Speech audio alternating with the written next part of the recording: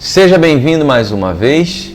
Damos continuidade ao módulo 2 de Teontologia. Estamos na aula de número 19 e hoje vamos abordar o tema, os nomes de Deus. Através dos nomes de Deus que são revelados na Escritura Sagrada, podemos conhecer um pouco dos atributos de Deus, como Deus se revela na Escritura Sagrada através dos seus nomes. Isso faz parte da teontologia, porque é um conhecimento a respeito do ser de Deus. Os nomes no Antigo Oriente, eles são muito importantes, porque falam a respeito não somente de uma identificação da pessoa, mas de atributos, de características dessa pessoa. Por exemplo, Abrão foi nomeado por Deus como Abraão, porque agora ele era um pai de multidões. Então, a nomeação no Antigo Oriente diz respeito não somente à identificação da pessoa, mas quem ela é na sua essência. E assim é também com os nomes de Deus. Através dos seus nomes, que são revelados na Bíblia Sagrada, nós podemos conhecer o ser de Deus, seus atributos. O nome mais comum que aparece no Antigo Testamento é El, que significa literalmente Deus. Através de El, outras palavras que são utilizadas para o nome de Deus são derivadas, como por exemplo Elohim. Elohim é o plural de El. El é Deus. Elohim poderia ser traduzido não somente como Deus, mas também como deuses. Você vai encontrar essa menção em Ezequiel, capítulo 28, versículo 2, e muitas outras menções. Então, é um termo que é utilizado para contrastar a realidade do homem criado e de Deus, que é divino. El, em essência, significa Deus. Elohim, como já foi mencionado, não é Elohim, né? Elohim é Elohim. Elohim significa Deus, é a forma plural de El, aparece cerca de 2.250 vezes no Antigo Testamento e surge como o primeiro nome de Deus em Gênesis 1:1. Bereshit bara Elohim. No princípio criou Deus. A tradução poderia ser aqui também aplicada no plural, né? E isso apontaria para a Trindade. Mas Elohim é muitas vezes utilizado para se referenciar a Deus, mas também pode ser utilizado para se referenciar a outros deuses e a outros seres, tá? Porque seria o plural. Mas em essência é utilizado para referenciar-se a Deus. Adonai é Shalom Adonai, a paz do Senhor, ou outros termos que são utilizados com Adonai também. Adonai é Senhor em hebraico, tá? Deriva-se de Adon, que significa mestre, proprietário, senhor, e o nome aponta para o senhorio de Deus, para a sua glória, para a sua majestade como soberano sobre a criação. Então, El significa Deus, Elohim é Deus também, mas é o plural, pode ser deuses, utilizado para outros deuses pagãos, quando a Bíblia quer mencioná-los, mas, via de regra, é utilizado para o próprio Deus. E Adonai é Senhor. E agora nós falamos sobre o nome que é utilizado como um nome por excelência de Deus, um nome exclusivo, um nome que é utilizado como uma revelação exclusiva da majestade de Deus, um nome único, que é Yahvé, ou Yahweh, ou Jeová, ou Javé, dependendo da sua tradução. O termo é um tetragrama no hebraico. Você vai ouvir essa palavra tetragrama ou tetragramaton, diz respeito ao nome o nome por excelência de Deus, que é a revelação de quem ele é a partir de Êxodo, capítulo 3, versículo 14. O termo são 4 letras no hebraico, Yod, Re, Vav, Re. Para nós, a tradução é literalmente YHWH. Yod, Re, Vav, Re. Significa o eu sou, ou o eu serei. É o verbo ser. Então, qual é a tradução exata? É o verbo ser. O verbo ser no português pode ser eu sou, eu serei, eu estou sendo. Não sabemos qual é a conjugação exata desse verbo, mas é eu sou, eu serei, eu estarei sendo. Aponta para a eternidade de Deus. Por isso que é um nome misterioso, um nome magnífico, um nome complexo de se compreender. O Berkhoff diz, é considerado o exclusivo nome de Sua Majestade, um nome por excelência conferido somente a ele. No episódio da sarça ardente, Deus se apresenta a Moisés desta forma. Disse Deus a Moisés, eu sou o que sou. Ou pode ser traduzido como eu disse, eu serei o que serei. Ou seja, serei tudo o que o meu povo precisar. Do verbo ser ou existir. E aí, o texto da sarça ardente, onde Deus apresenta-se como eu sou o que sou, em Êxodo 3,14, traz a seguinte semântica no hebraico. Vaiomer Elohim El Moshe, R-E, Asher, R-E. E disse Deus a Moisés, eu sou o que sou. Ou e disse Deus a Moisés, eu serei quem eu serei. Ou serei o que serei. Como já foi falado, não há uma tradução certa para esse nome, mas há um apontamento para a eternidade de Deus. E esse tetragrama ele aparece aproximadamente 6.828 vezes no Antigo Testamento, tá?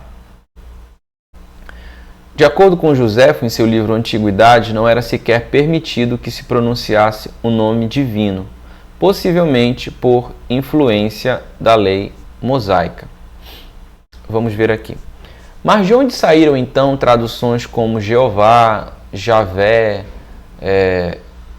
e enfim, Jeová, Javé e outras traduções no português que são oriundas do termo Yahvé? Bom, em primeiro lugar, nós precisamos compreender uma coisa. Esse nome Yahvé, ele é exclusivo. Ele é diferente de Adonai, que poderia ser utilizado para outros senhores ou deuses. Diferente de Elohim e diferente de El. Yod-He-Vav-He, o tetragrama, é exclusivo de Deus. O primeiro fator que nós devemos considerar é não sabemos como se pronuncia o nome de Deus. A pronúncia do nome de Deus foi perdida ao longo dos séculos. O que nós temos são as letras. Lembra que no hebraico não existem consoantes. Então, Jeová é uma adaptação.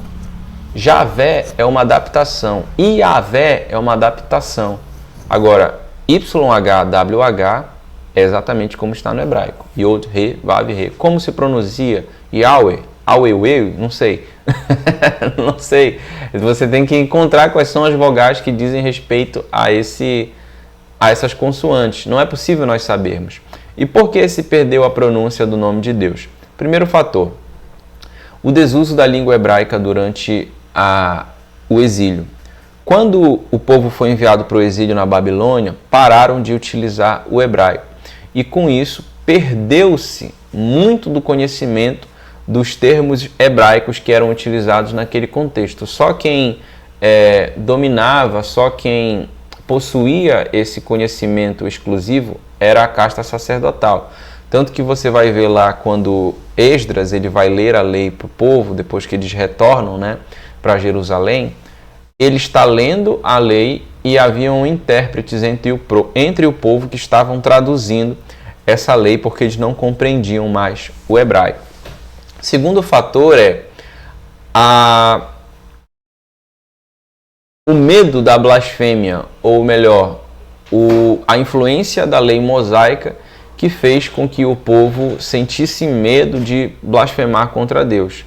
Não tomarás o nome do Senhor teu Deus em vão. Então, com isso, o desuso do nome original de Deus acabou sendo uma prática comum. Todas as vezes que eles iam se referenciar ao nome de Deus, ao invés de usar o tetragrama, eles usavam o termo Adonai. Então, na leitura da sinagoga, ao invés de dizer Yod-He-Vav-He, eles diziam Adonai, por respeito, por zelo e por influência da lei mosaica. Tá? Então, não se sabe como se pronuncia o nome.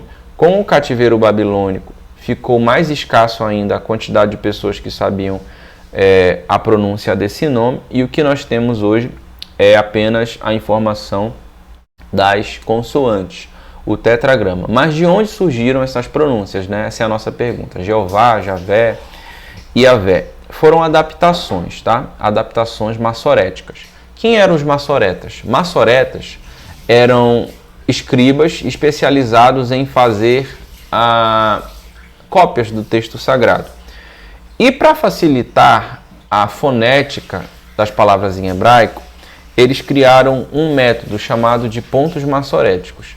O que são esses pontos massoréticos? Como eu já falei, o hebraico não tem consoante, não tem vogais, são só consoantes. Então, imagina o meu nome, Lucas, seria Lik. Mas aí como é que pronuncia? Lacas? Licas? Locas? Lucas? Até você identificar isso, você precisaria gravar. E aí eles começaram a incluir pontos dentro dessas três consoantes, LCS. Um pontinho significa o A, 2 pontinhos significa U, 3 pontinhos significa tal coisa, I, O, e assim por diante. Então esses pontos foram acrescentados às vogais, às consoantes do hebraico, para que se facilitasse a comunicação. E o que aconteceu? Como o nome Adonai era utilizado no lugar de Yahvé, de Yod-Heh-Vav-Heh, acabou se formalizando, ou melhor, acabou-se, a palavra exata seria, acabou-se havendo um acordo mútuo de que as vogais de Adonai seriam transmitidas para as consoantes de Yahvé. Então você vai pegar ali YHWH e vai pegar as vogais de Adonai, A, O, A, I. E aí você vai ter Yahvé, né? Houve uma adaptação aqui do naturalmente, por causa de regras gramaticais do hebraico, mas o que você vai ter é uma adaptação. Pegaram as vogais de Adonai e enviaram para as consoantes de Yahvé, e assim você vai ter a palavra Yahvé no português, Javé, ou Jeová no português, Jeová, mas não é um nome de Deus, é apenas uma adaptação. Por isso que testemunhos de Jeová, não, porque o nome é Jeová, não é. É uma falta de conhecimento histórico. Eu quero recomendar, inclusive, um vídeo que eu tenho no YouTube, Teologia com Açaí.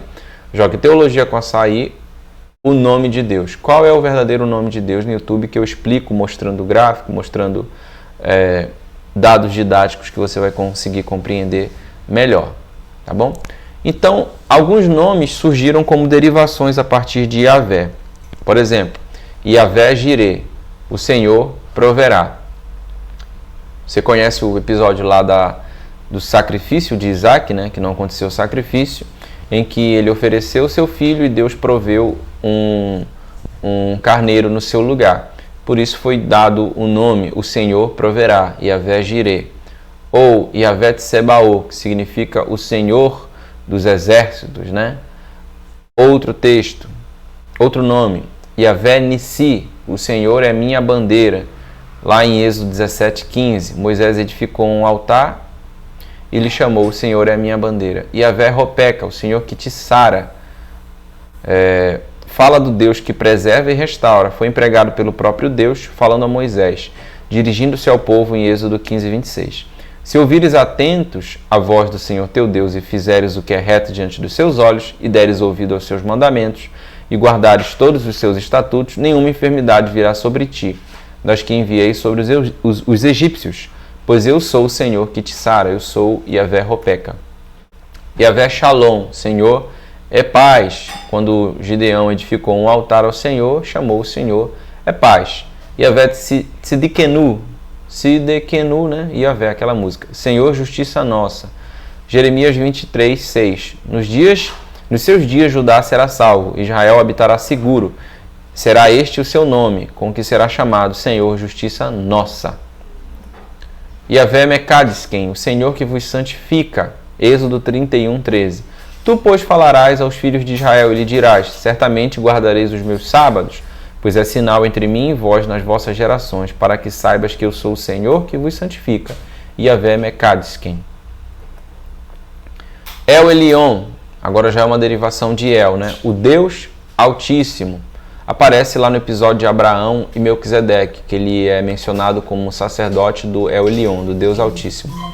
El Roi, Deus que vê, quando Agar está no deserto com seu filho Ismael, e Deus envia um anjo e ela agradece a Deus dizendo, tu és o Deus que vê. El Roi. El Shaddai, El Shaddai é o Deus Todo-Poderoso. A ideia é de uma mãe que amamenta os seus filhos e é traduzido como Deus Todo-Poderoso.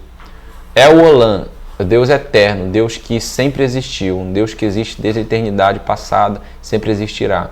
El Rai, o Deus vivo. Josué 3:10. Disse mais Josué: nisto conhecereis que o Deus vivo está no meio de vós. E agora vamos entrar nos nomes do Novo Testamento, ok? Só um bônus. Todas as vezes que você vê no seu Antigo Testamento o termo Senhor em caixa alta, o que está sendo traduzido ali é o tetragrama, tá? Que aparece mais de 6.200 e tantas vezes.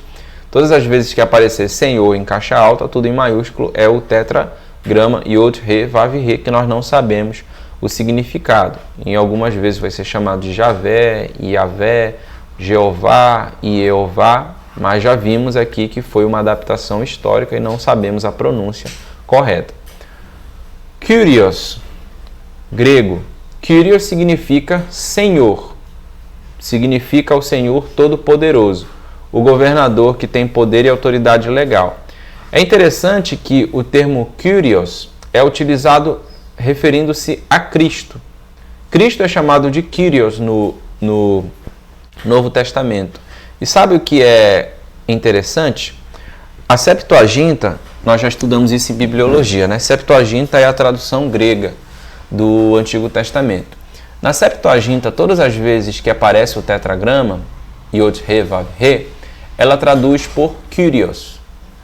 E Jesus, no Novo Testamento, é chamado pelos apóstolos de Kyrios.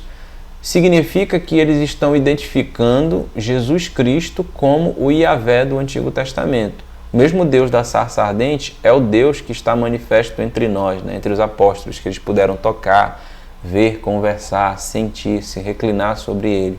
Ele é chamado de Kyrios pelo apóstolo Paulo. Há um só Senhor, um só Kyrios, um só Jesus. Theos significa Deus, né? É o equivalente a El no Antigo Testamento. Pater é Pai. Jesus nos ensina a orar ao Pater, ao Pai. E aqui finalizando com uma citação do Luiz Berkhoff. Por um lado, não lhe podemos dar nome, e por outro lado, ele tem muitos nomes. Não podemos dar nome porque Deus é indefinível, ele é eterno. Estamos falando uma linguagem humana que é insuficiente para revelar quem Deus é. Mas por outro, ele mesmo se revela através de muitos nomes. O Deus que sara, o Deus que cura, o Deus que provê, o Deus que é todo-poderoso, o Deus que é eterno, o Deus que vê. Cada atributo de Deus revela uma porção da sua majestade, da sua bondade, da sua provisão para as nossas vidas. Finalizamos por aqui. Na próxima aula, de número 20, vamos falar agora da criação de Deus, do mundo visível e invisível, especialmente dos anjos e demônios. Um abraço, até lá!